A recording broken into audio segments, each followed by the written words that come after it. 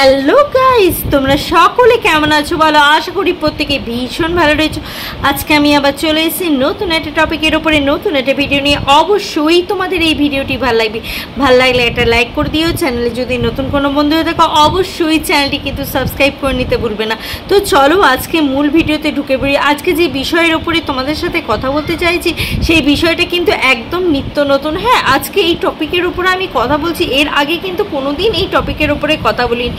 আজকে ভণ্ডামি নিয়ে কথা বলবো। চারিদিকে যে ডিজিটাল সাধিকার রূপ আমি তোমাদের সামনে তুলে ধরবো, আজ অবধি কেউ তোমাদের সামনে এই রূপটা তুলে ধরেনি। একমাত্র আমার এই চ্যানেলেই পাবে তার ডিজিটাল রূপ।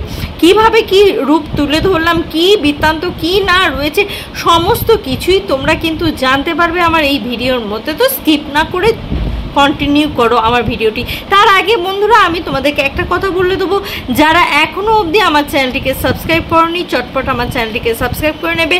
আর যারা এখনও অবধি আমার ভিডিওগুলো লাইক করনি চটপট করে লাইক করে দাও আর শেয়ার করবে তোমাদের প্রিয়জন পরিজনদের সাথে। তো চলো আজকে মূল ভিডিওতে ঢুকে পড়ি।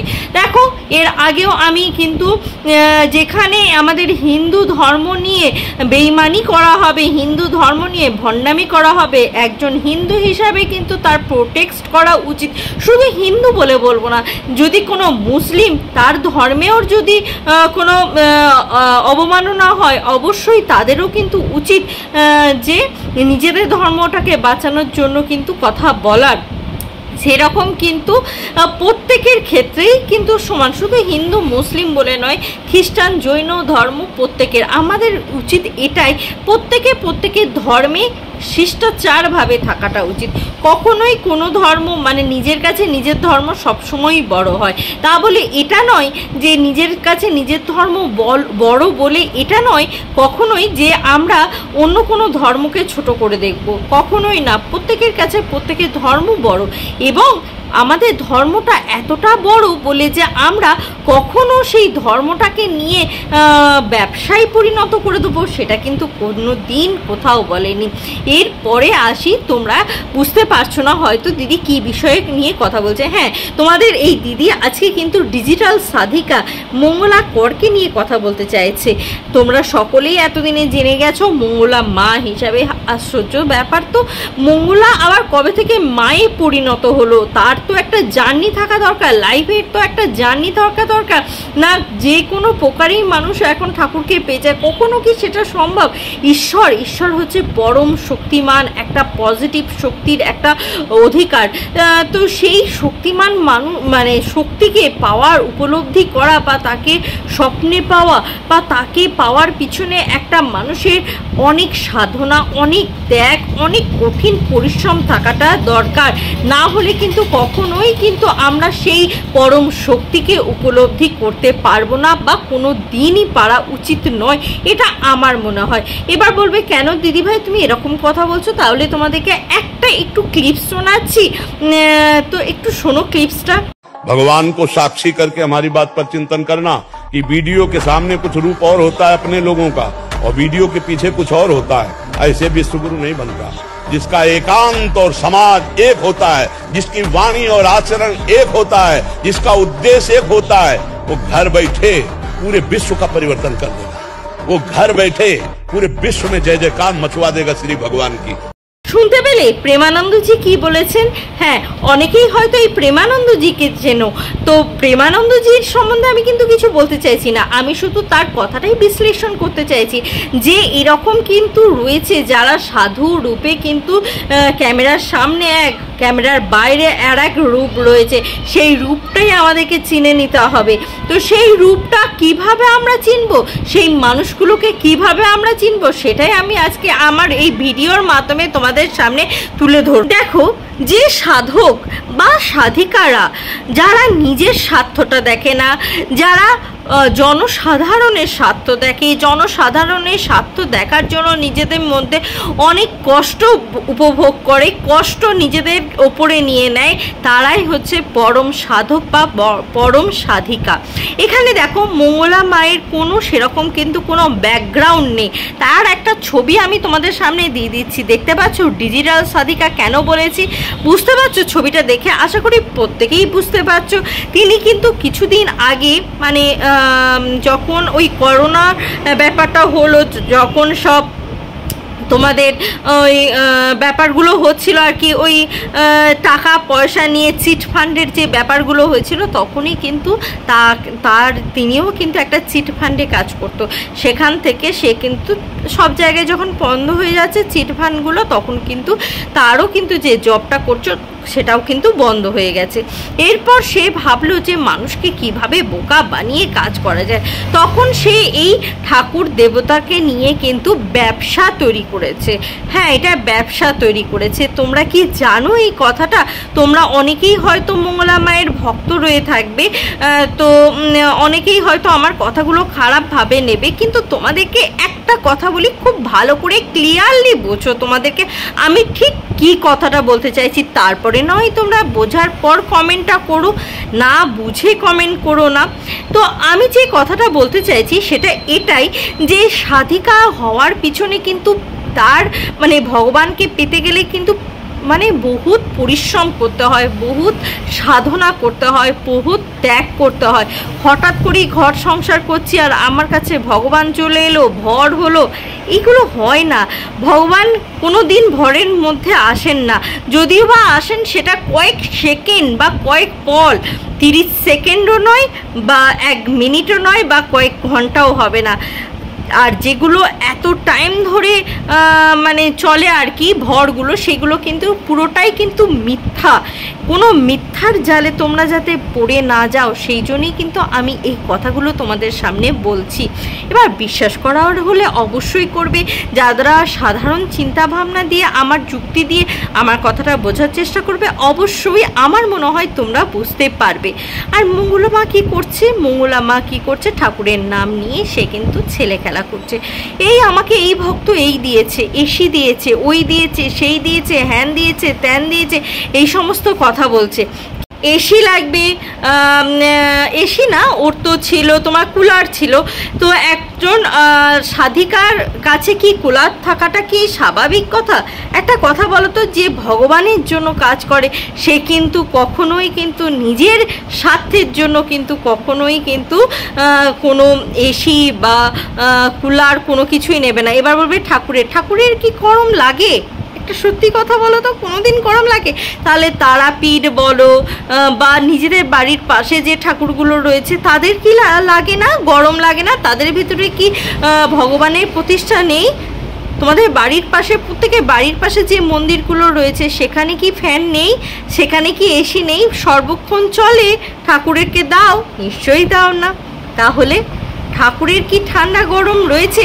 তারা সেগুলো রহিত, তাই নয় কি? সেই জন্যই সে পরম শক্তিমান। আমরা কিন্তু সেই পরম শক্তিমান নই। সুতরাং ও যেটা ব্যবহার করত সেটা কিন্তু মঙ্গলা কর সে কিন্তু নিজের স্বার্থের জন্য ব্যবহার করত কুলারটা। সেটা কিন্তু তোমরা নোটিশ করেছো, আশা করি প্রত্যেকেই নোটিশ করেছো। এবার তোমরা বলবে যে হামলাটা হলো সেটা কি ঠিক হলো? আমি বলবো না, কখনোই সেটা ঠিক হলো সেটা বলবো না। কেন বলবো না? তার কারণ এটা সেখানে যেমনই হোক একটা ঠাকুর, সেখানে তো প্রাণ প্রতিষ্ঠা করা হয়েছে। সেই ঠাকুরকে নিয়ে, ঠাকুরের ঘরকে নিয়ে ওলট পালট করা কিন্তু কাউরির অধিকার নেই, সেখানে আমি প্রোটেক্ট করছি। কিন্তু মঙ্গলা কর যে আচরণগুলো করছে সেগুলো কিন্তু একদমই ঠিক না। নিজেকে মঙ্গলা মা নামে পরিচিত দেওয়া, নিজেকে ঠাকুরের জায়গায় নিয়ে যাওয়া, এগুলো তো একদমই ঠিক না। কি বলো? এগুলোকে বলে ভণ্ডামি। যারা অন্যের চিন্তা করে না, যারা নিজেদের সুখের জন্য এটা ওটা সেটা চেয়ে বেড়ায়। সবচেয়ে বড় কথা দেখেছো কি? তার চ্যানেলে গুগল পে বলে একটা নাম্বার দেওয়া আছে, যার লাখের ওপরে চ্যানেল, যার হাজারে হাজারে ভিউজ হয়, সে তো এমনিই নিজের ভিউজ থেকে তো টাকা কামিয়ে মন্দিরের জন্য কাজ করতেই পারে। তার জন্য আবার এক্সট্রা করে কি গুগল পের দরকার হয় নাকি? কাদের এত টাকার দরকার হয় বলো তো? সত্যি কথা বলো তো। আর যারা এত প্রচার করে না, ঠাকুরের নামে যারা প্রচার করে বেড়ায় না, আর তারা কিন্তু কখনোই কিন্তু ভালো হয় না, তারা ভণ্ড হয়। যারা ভালো হয় তারা কিন্তু কখনো প্রচার করবে না। এবার তোমাদের কথা আসতে পারে যে প্রেমানন্দজিও তো প্রচার করে বেড়ায়, তাহলে প্রেমানন্দজি আর এই মঙ্গলা মায়ের মধ্যে পার্থক্যটা কি? পার্থক্য শুনবে? পার্থক্য এটাই যে মঙ্গলা মা নিজের স্বার্থের জন্য সকলের কাছ থেকে দান সামগ্রী নেয়, সে 1 টাকাই হোক আর একটা কুলারই হোক আর আলমারি হোক, যাই হোক না কেন সেই সামগ্রী কিন্তু সে গ্রহণ করে, যতই ঠাকুরের জন্য বলুক। বৃন্দাবনে কি ঠাকুরের কাছে বৃন্দাবনে কি কম মানে দর্শক যায় বা কম মানুষজন যায়? ঠাকুরকে দর্শনার্থী যায়, ঠাকুরকে দর্শন করার জন্য কম মানুষ কি জিনিস নিয়ে যায়? প্রত্যেকেই কিছু না কিছু নিয়ে যায়। তাহলে তারা তো সেগুলো তো ঠাকুরের কাজেই ব্যবহার করে, তাদের জন্য তো কোনো আলমারি, ড্রেসিং টেবিল এইসবের তো দরকার পড়ে না। আর একটা জিনিস দেখেছো, প্রেমানন্দজি কিন্তু কোনো দিন কোনো দর্শক মানে দর্শনার্থীর কাছ থেকে কোনো দিন কোনো কিছু একটা না নেয়, একটা পয়সাও নেয় না, একটা টাকা নেয় না। যেটা মঙ্গলা মা বলে আমাকে 1 টাকা দিলেও সন্তুষ্ট, 10 টাকা দিলেও সন্তুষ্ট, সেটা কিন্তু নেয় না। ইনফ্যাক্ট তাকে যদি কোনো দান সামগ্রী কেউ যদি দিতে যায়, বড় বড় নেতা মন্ত্রী যেই হোক না কেন, ইনফ্যাক্ট তাকে যদি কোনো কার্ডও দিতে চায় না, সে সেটা গ্রহণ করে না। কারণ সাধুরা, সাধকরা তারা সংসারের কাছ থেকে কিছু নেয় না, সংসারকে শুধু দিয়ে যায়। আর এই মঙ্গলা মা কী করছে? সংসারের কাছ থেকে নিয়ে যাচ্ছে। এগুলো ভণ্ডামি, জাস্ট ভণ্ডামি হচ্ছে। তোমাদের নিজস্ব জ্ঞান চক্ষু দিয়ে খুলে দেখো, অবশ্যই তোমরা তার উপকার পাবে। আর তোমরা বলছো না মঙ্গলা মায়ের কাছ থেকে উপকার পেয়েছি, অ্যাকচুয়ালি মঙ্গলা মায়ের কাছ থেকে উপকার কেউ পায়নি। এই যে তিনি যে কৃষ্ণকালী নামটা স্মরণ করতে বলেন না, ওইটা তো ঠাকুরেরই নাম, ঠাকুরের না। তুমি যদি ওনার কাছে না যাও, যে কোনো ঠাকুরের একটা নাম করো, তুমি দেখো সেই উপকারই পাবে। সে তুমি কৃষ্ণকালী করো আর রাধাই করো, আর শুধু কৃষ্ণই করো আর শুধু কালীই করো আর শুধু শিব দুর্গা যার নামই করো না কেন, যে ভগবানেরই নাম করো না কেন, সেই একই ফল পাবে। তার জন্য কোনো ভণ্ডামির কাছে যাওয়ার দরকার নেই। নিজেদেরকে এই সমস্ত ভণ্ড আর ভণ্ডামির কাছ থেকে বাঁচানো কিন্তু আমাদের খুবই দরকার। অবশ্যই প্রত্যেকে সোচ্চার হয়ে ওঠো। এরকম ভগবানকে নিয়ে ভণ্ডামি করা যায় না। হিন্দু জাতিকে এই সমস্ত মানুষরা হিন্দু হয়ে হিন্দু জাতিকে, হিন্দু ধর্মটাকে নিচে নামিয়ে দিচ্ছে ঠাকুরের নামে বিজনেস করে। এরা কি কখনো পারে? আর একটা ভিডিও, সবার লাস্ট আমি একটা ভিডিও দিচ্ছি, একটু ভালো করে দেখো ভিডিও। জয় কৃষ্ণকালী মায়ের জয়। প্রতি অমাবস্যায় মাকে পায়েস করে আমাকে খাওয়াতে হয়। আমার নিজের হাতে আমি পায়েস রান্না করি, মাকে খাইয়ে দিই। যেহেতু আমি উপোস থাকি, তাই মা আমাকে এটাই বলে যে তুই পায়েসটা খাই দেওয়ার পর মা আমাকে জোর করে খাই দেয়।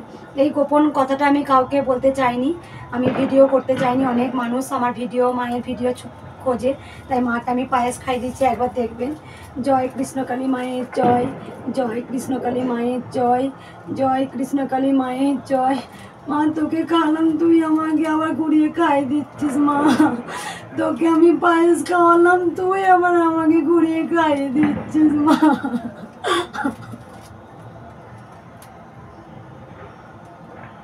ভিডিওটা দেখলে আশা করি প্রত্যেকে ভীষণ ভালো করেই বুঝে গেছো ভিডিওতে কি আছে, যে কখনো ঠাকুর ওইভাবে কাউকে খাইয়ে দেয়। এগুলো দেখেই তো একটা মানে মনেই হচ্ছে যে এটা ভণ্ডামি করছে। কোনো দিন ঠাকুর কাউকে এইভাবে দেয়? সেটা দিলে আড়ালে দেয়, সর্বসম্মুখে এইভাবে দেয় না। তো ভিউয়ার্স, তোমাদেরকে একটা কথা বলবো, নিজেরাও সাবধানে থাকো আর অন্যদেরকেও সাবধানে রাখো। ভগবানের নাম, কৃষ্ণকালীর নামে কোনো পাপ নেই, কৃষ্ণকালীর মধ্যে কোনো কিছু নেই। তিনি তো পরম দেবতা, তিনি তো পরম মানে স্বয়ং একটা শক্তি। কিন্তু তাকে নিয়ে বিজনেসটাই আমার পছন্দ নয়। তাকে নিয়ে যে বিজনেস করছে সেই বিজনেসটাই খারাপ। তাকে নিয়ে যে রোজগারপাতি করছে এগুলোই খারাপ। এটার ওপরেই আমার সোচ্চারটা ছিল। তো আশা করি ভিউয়ার্স তোমরাও আমার ভিডিওটি দেখে আমি কি বলতে চেয়েছি অবশ্যই বুঝতে পেরেছো। যদি ভিডিওটি ভালো লাগে এটা করে লাইক করে দেবে। চ্যানেলে যদি নতুন কোনো বন্ধু হয়ে থাকো অবশ্যই চ্যানেলটি সাবস্ক্রাইব করে নিতে একদম ভুলবে না। আর তোমাদের নিজেদের প্রিয়জন পরিজনদের সাথে ভিডিও যদি ভালো লেগে থাকে অবশ্যই ভিডিওটি একটি লাইক করে দেবে। চ্যানেলে যদি নতুন কোনো বন্ধু হয়ে থাকে অবশ্যই চ্যানেলটি কিন্তু সাবস্ক্রাইব করে নিতে একদম ভুলবেন। আজকের মতন আসি বন্ধুরা, আবার তোমাদের সাথে দেখা হবে নতুন একটা ভিডিওর সাথে, নতুন একটা জোশের সাথে। ততক্ষণের জন্য টাটা।